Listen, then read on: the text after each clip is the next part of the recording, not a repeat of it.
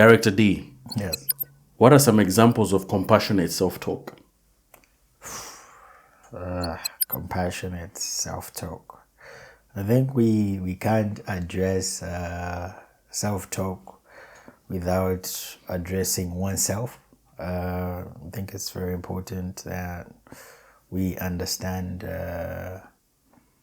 the love for oneself, because the love for oneself gives you that fulfillment, and then you have the self-affirmations that you get to speak with yourself, the gentleness that you get to carry with yourself. But then we can't get to that if we've not built a solid foundation of what self-love reflects or what self-love is.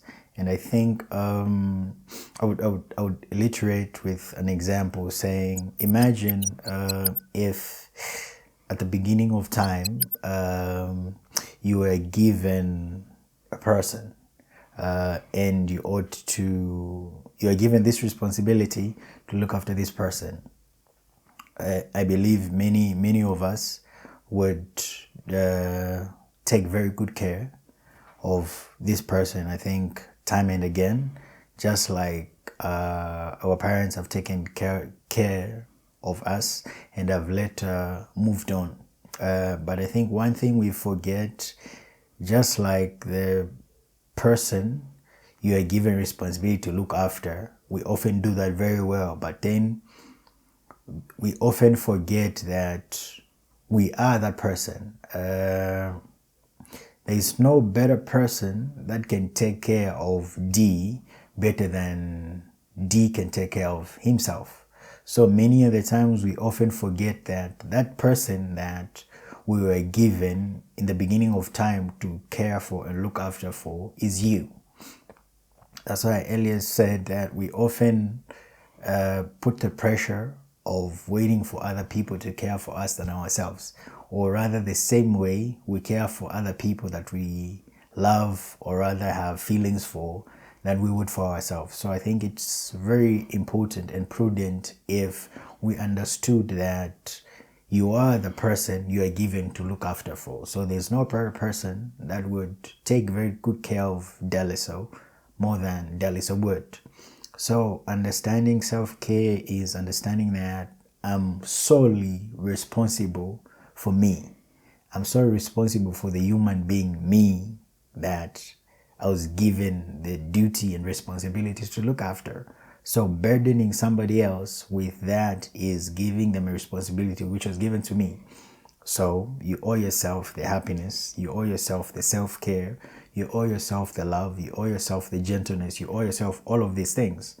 So you are solely responsible for who you are. So self-care is understanding that you are you, we should look after you.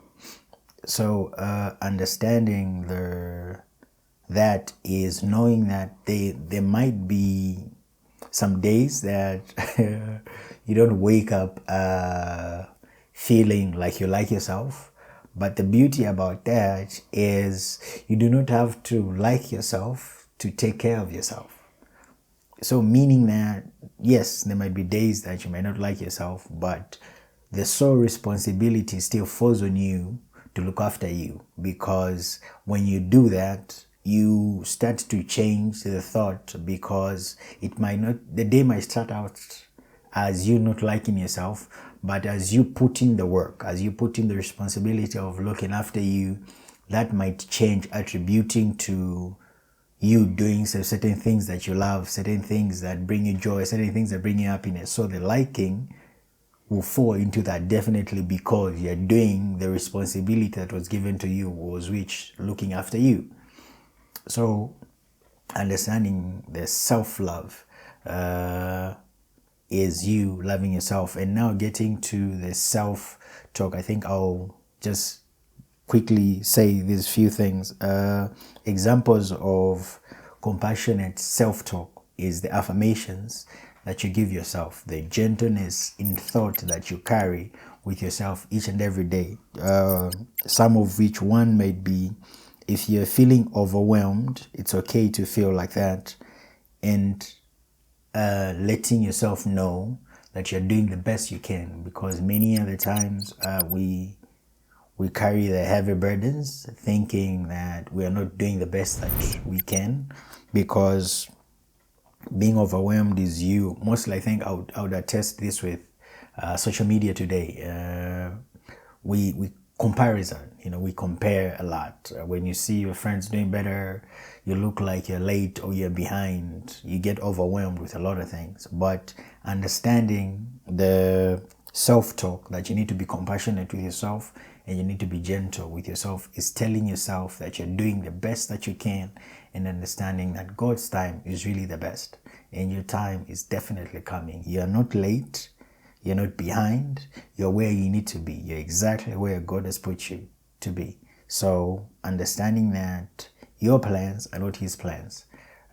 So be kind to yourself. The other one is, often at the times when we make a mistake, is we are always hard on ourselves. But the one thing that Paul has always reminded me is failing is a learning curve. You learn from your mistakes. You learn from your failures. I think it's one thing that he always says, that in African homes, we're never given enough opportunities to fail. That of which I think I've always learned that now as an adult, that if I fail at something, that's an opportunity for me to learn the other way not to do it. So give yourself more room to fail at a lot of things. Try out different things. It's just sad that now when we're grown-ups as adults, we're not taking a lot of leaps, but trust me, fail at a lot of things that you can. Try out as many things as you can, and then till you get to figure out the one thing that works for you. So make a lot of mistakes. Make a lot of mistakes. The other one I would say is self-doubt. Self-doubt often comes. I think I'm one of the people that I'm hard on myself with that. I think I did suffer from that a long time, not feeling like I'm worthy of certain things.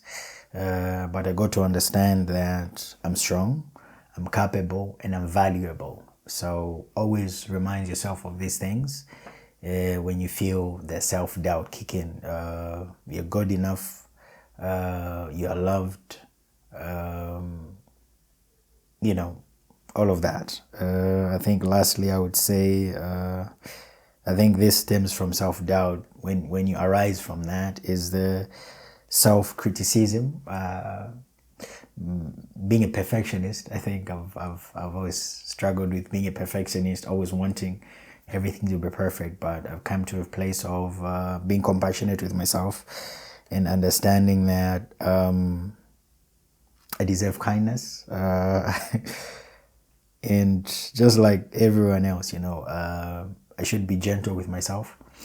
So I think I would end with being compassionate and with a self-talk. All in all, it's just you being gentle with yourself. The world that we live in is already a harsh place, and the last thing you need is you being harsh on yourself. So be kind and be gentle with yourself.